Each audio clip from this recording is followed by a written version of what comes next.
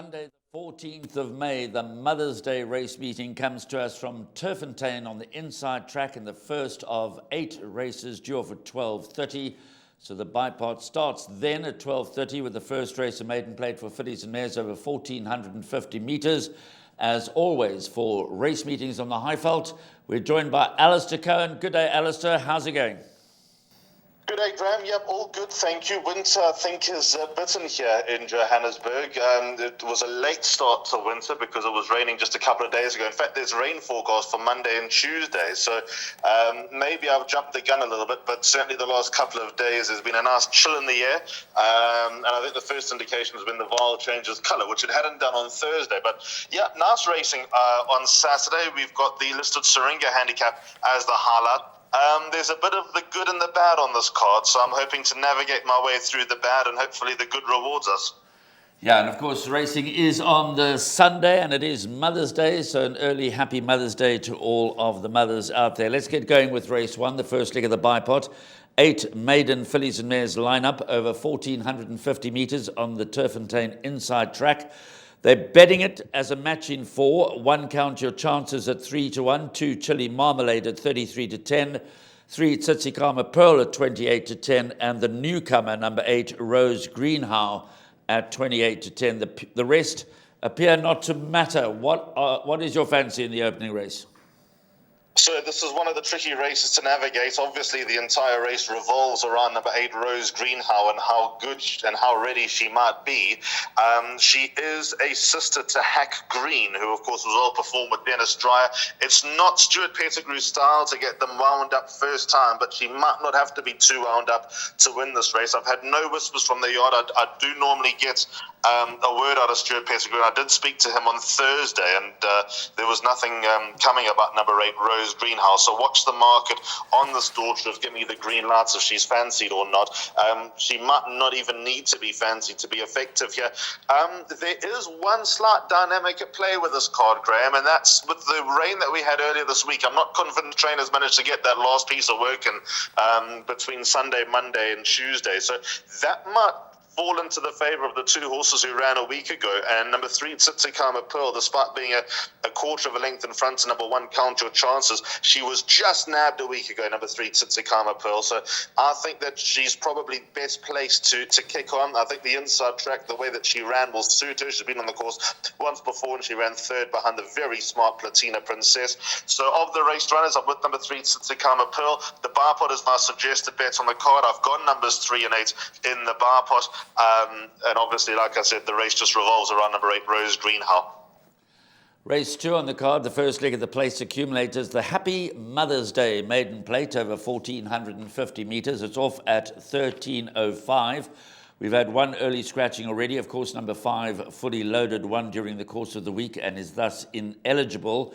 That again leaves us with a small field of 8 and the betting dominated by number 1, Free Movement at 5-10, jumps out of Stallgate. Number 2 has been runner-up in its last 3 starts. Number 2, Pembroke, runner-up, well beaten behind San Marzano last time out, representing the Mike de Kock stable at 4-1, is the only other runner quoted in single figures. Surely, Alistair, if Free Movement doesn't get it right on Sunday, the 3-year-old son of Master of My Fate is never going to get it right. If he doesn't win on Sunday, he's on my scrap heap. I've spoken to Robbie Sage about the son of Master of My Fate. He's been so frustrated in the last 2 starts because his instructions have been sit and sit and sit and sit because he's got no running. He's obviously going so well and jockeys press him, just to make sure, and he doesn't make sure. So I think going back to the inside track is when I say a last roll of the dice, it's probably the last time you'll be confident about him. If he doesn't win here, then, as you say, he'll never win. The blinkers come off, so that might just be the catalyst to getting him home. He's never run without blinkers. He made his debut in blinkers, which you don't see too often.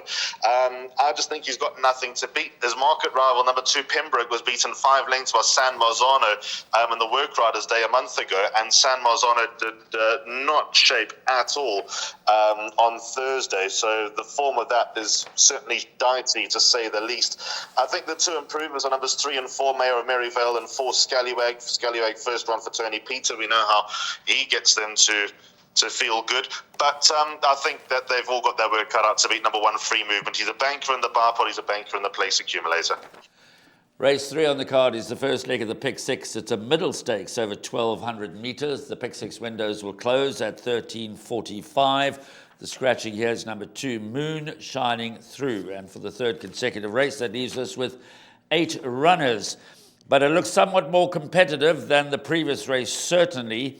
The betting has number 8, Foster Novo, top of the boards at 18-10. Number 9, Silver Tudor, recent impressive maiden winner for the Sean Tarry Yard, is at 28-10. Number 6, Tsar Bomber at 11-2. Number 7, Texas Red, 7-1. And number 5, Dance Till Daylight at 8-1. 10s and better the others. And the 10-1 chances include number 4, River Carrares, who is pretty decent on a day, but hasn't run since December. So what do we make of the opening leg of the Pick 6? Quite a lot of this race, to be honest, Graham. My 3 numbers here are drawn 1, 2, and 3. So my first choice here would be number 9, Silver Tudor. Despite being far out of the weights, he was seriously impressive when winning the maiden sprint on Her Serene Highness Princess Charlene Empress Club Day. The form has worked out very nicely. Iron Sky, Pour Some Sugar on Me, direct winners, and then also that were beaten double figures have come out and gone very, very close in the form of Nazare, who was beaten ahead on Thursday. So I think Silver Tudor deserves a lot more respect than what he ought to, stepping up to this type of level. It won't be easy. It'll be a good test for the son of Lance. But as good as Richard Ferry was on Empress Club Day, I think he rode 4 winners. This was the one that was a steering job. The other winners were touch of genius, but Silver Tudor would just point, aim, and fire, and he was full value for the win. So I like what I saw. Even though he's not well weighted according to the official handicap and the official ratings, I still think that he could be one step ahead. Number 8, Foster Novo, is held in very high regard. He ran to Smith & Wesson, who again won during the week, so that form is looking good. He was touched off by an improving horse who he gave 2 kilos. Out of trap 1, he's going to be a big chance. And then the stable companion, number 6, Zarbomba. Despite being enigmatic and difficult to read, it would be unfair to say that he didn't stay last time. I spoke to Johan Janssen van Vuren after that race, and the fact that he wasn't able to get out after a break, he just probably wasn't fresh enough coming into that race. So maybe that run will just sharpen him up and get him out there. I think he's better when going forward. Gavin Larena takes a ride. There's been a change of equipment as well. Pacifiers go on to number 6, Zarbomba. And I would be frustrated if I let him run loose and he featured, because I know that they think quite a bit of the son of giving me the green light. Certainly not heading to a Mercury Sprint or anything like that, but certainly good enough to be able to win a race of this nature. So I'm going with some of the 3-year-olds here, the unexposed horses, the horses that the handicap has not seen yet, 6, 8, and 9, but it is tricky. Those are my bar pot numbers. You'll need to include a few others in the Pick 6. A horse like Icky Guy, I'm waiting for him to go back into a handicap. I know this is a middle stake, so I might just dodge him this time around, especially from the draw, but I'm looking for him when he goes back to a handicap. I don't think that's too far away. Quick word about number 7, Texas Red, because obviously his distance form, 4 wins from 7 starts and 3 placings, never out of the top 3 over this kind of trip. He's thrown in the odd stinker, including last time out. Prior to that, he won 2 in a row. Prior to that, he ran a stinker. So he does drop the ball every so often, but his distance form is good. On Graham, he's a horse that's always on my radar. The key with Texas Red, you'd have to put him into the Pick 6, but the reason I've left him out of the buy pot, and this is also a recommendation going forward for Texas Red supporters, he is playful, he's difficult, he can throw his toys, hence the odd bad run. Watch him go down to the start. If he behaves, then he becomes a big runner. If he's muggy, then ignore his chances, because I know Ashley Fortune's, he's spoken about him a few times, about how difficult it is and how you just don't know which Texas Red is going to turn up. He gives it away on the way down to the start. If he's playful, if he's messing around, there'll be no show, but if he's on good behavior, he's a big runner. Race 4, first leg of Jackpot 1 goes at 14:20. It's a Fillies and Mares 88 handicap over 1,800 metres. Has a wide open appearance, certainly as far as the betting is concerned. Top of the boards at 4-1 is number 9, Trump My Queen. Patton's Tears at 9-2. Midnight Crystal, can she do it again? 5 to 1, Ipso Facto 5 to 1, Trentino 15 to 2, and Special Charm 8 to 1. Those are the ones in single figures. I'm going to kick off with Midnight Crystal because she intrigues me, this daughter of Vercingetorix. Gersten is unbeaten on her, having won the last 3 starts. She keeps winning by narrow margins, but the point is she keeps winning and she's got another very light weight. Yeah, life's getting harder for her, but she keeps defying the handicapper. In the space of 3 runs, her rating's gone up 14 pounds, which might ultimately be kind. And as you say, she just does enough. She seems pretty uncomplicated. She seems like she wants to get the job done. This is the first time, though, that she gets into, this type of level. She's been well placed up until now. You're right, obviously, to offset that, she gets a very light weight on her back. But now she's taking on, feature race performers, not necessarily feature race winners, but the fact that Greek Miss and Ipso Facto have been lurking around feature races of late. I'd be on the fence with number 10, Midnight Crystal. She would be in my pick 6, but she's not in my buy pot. My 3 numbers here are numbers 1, 4, and 5. I'll start with number 1, Ipso Facto. Even though she was beaten 5.5 lengths by Red Maple, and she looked a little bit one-paced over the closing stages. She ran behind Peyton's Tears, but she's got a very, very valuable swing at the weights here with Peyton's Tears. So I think that might help Ipso Facto, especially coming back to a tight turning course. That win on the 21st of February at this course was full of merit when she just played them on the break. She subsequently won the Oaks Trial, beating Red Maple. So I think number 1, Ipso Facto, despite top weights, got a touch of ability about her. Trentino's run from a break last time was out of the top draw. Pettigrew told me that she would need the run. There was an alarming drift in the market, but she still stayed on nicely to run behind Luna Ballad. She'll be far better with that run under the belt. She'll probably be even better with this run under the belt, but I like what I saw last time to follow up with her. And my absolute lunatic here is number 5, Liliana, trying this trip for the first time in a long time. She hasn't missed the money over 1,800 meters. The last time she went this distance was on the 15th of October, where she gave half a kilo to Gilded Butterfly, the winner of the Gerald Rosenberg. So there's a little bit of food for thought. I think number 5, Liliana, is just under the radar here. Handicap has helped her by another 2 pounds. She is my place bet in this very, very open race. I'll be happy if she ran into the buy pot because we'll knock a few tickets out.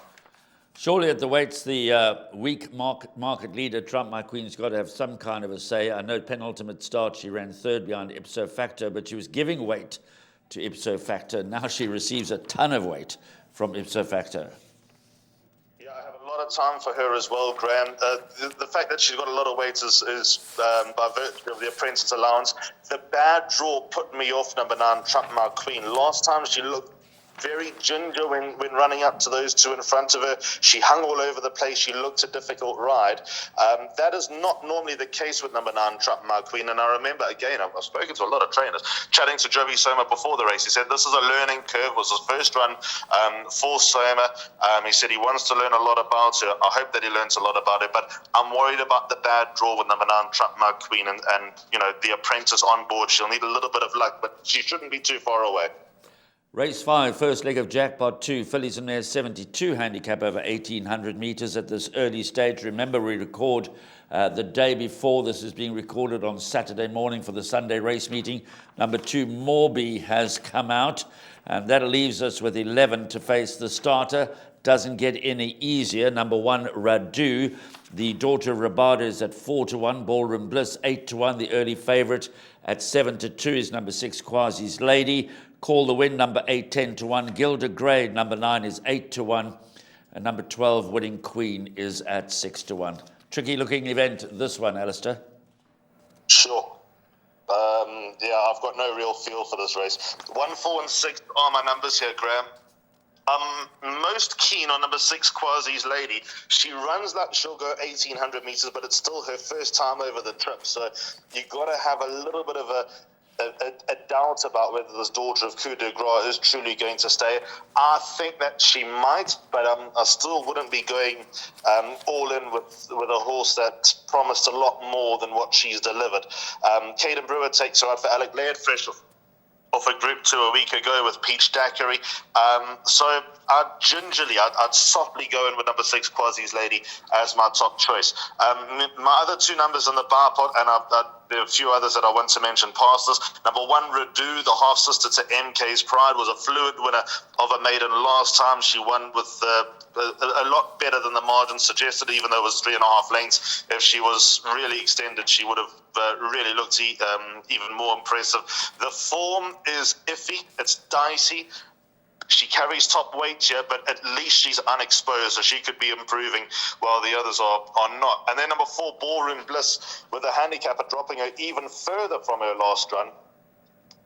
She would be my big springer in the pack, even though there would be quite a few punters who would have noticed her. I'm very worried about the draw. 12 out of it comes into 11 out of 11 now. Number 4, Ballroom Bliss. I've been watching her closely for a while, and in 2 of her last 3 starts, she's definitely shown a big spark. I hope this run isn't the one where she just sort of gets her confidence back and kind of nearly misses and sets up for next time.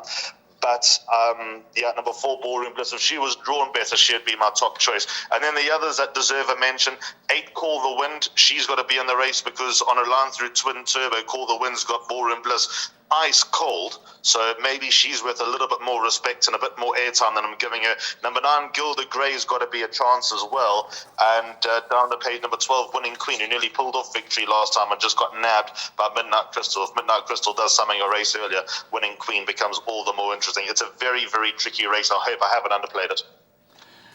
Race 6. Now, this is the key race on the card, no doubt. It's the first leg of the last pick 3. It goes at 15.25. It's a graduation plate over 1,600 meters. Shoemaker has his second run as a gelding. He ran up very well in his first run as a gelding just a couple of days ago when running fourth to Godswood. Keegan DeMello teams up with a 3-year-old son at Gimme the Green Light, trained by Mike de Kock. The handicappers have this winning by distance, been priced up at 1-3. Brave Viking 9-2 and Johnny Dogs at 9-1. The big question is, there's no doubt on ability, on past form. He's got them stone cold here, and the handicappers certainly send that message to all of us. The big question is, are there any ifs and buts? Are you happy that he's absolutely back to his best? I'm going to have to be, Graham, because what I saw last time, you called for long enough.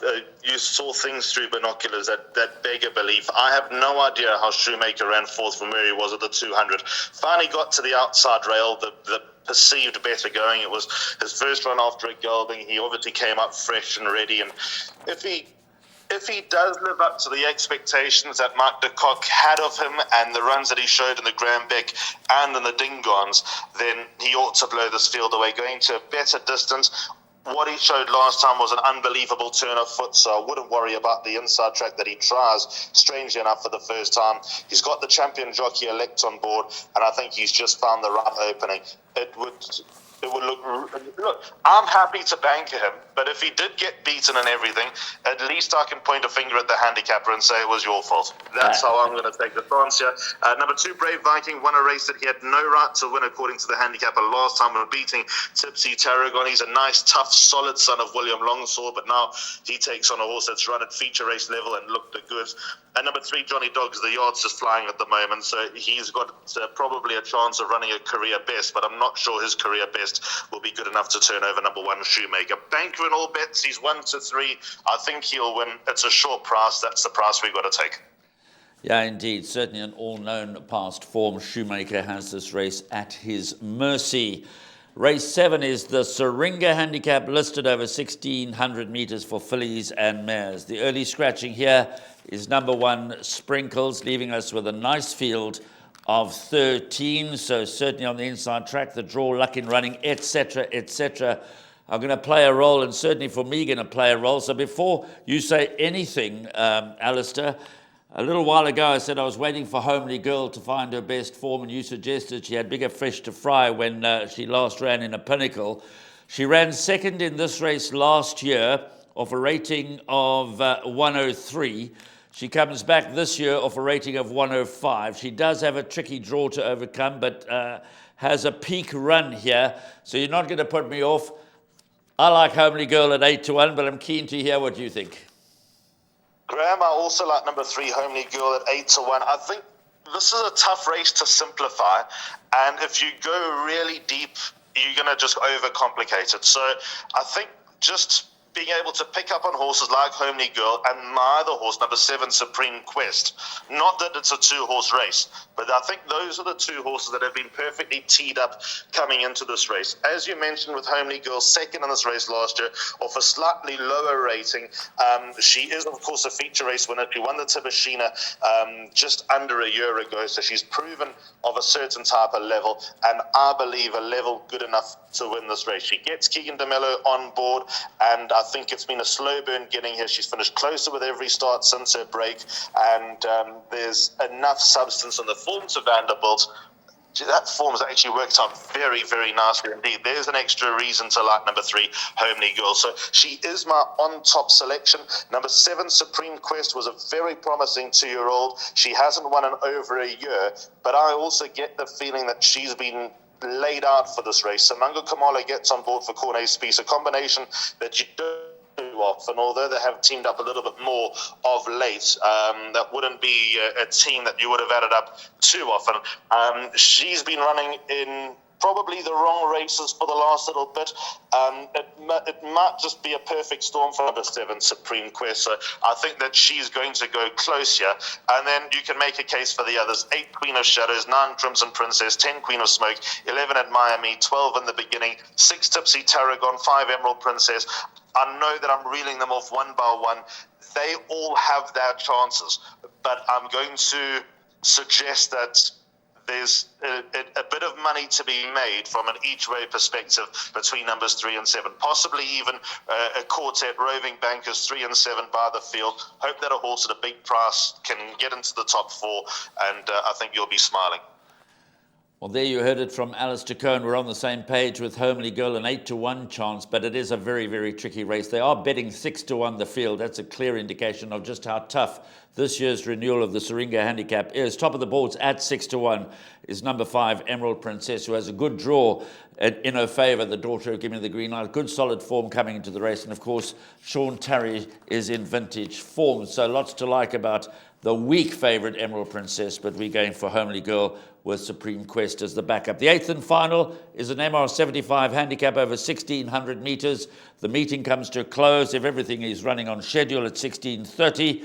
And again, it's a bit of a tricky sort of a handicap, where number 2, Millihue, is at 4-1. Number 1, Global Impact, is at 8-1. Number 3, Princess Ilaria, is 7-1.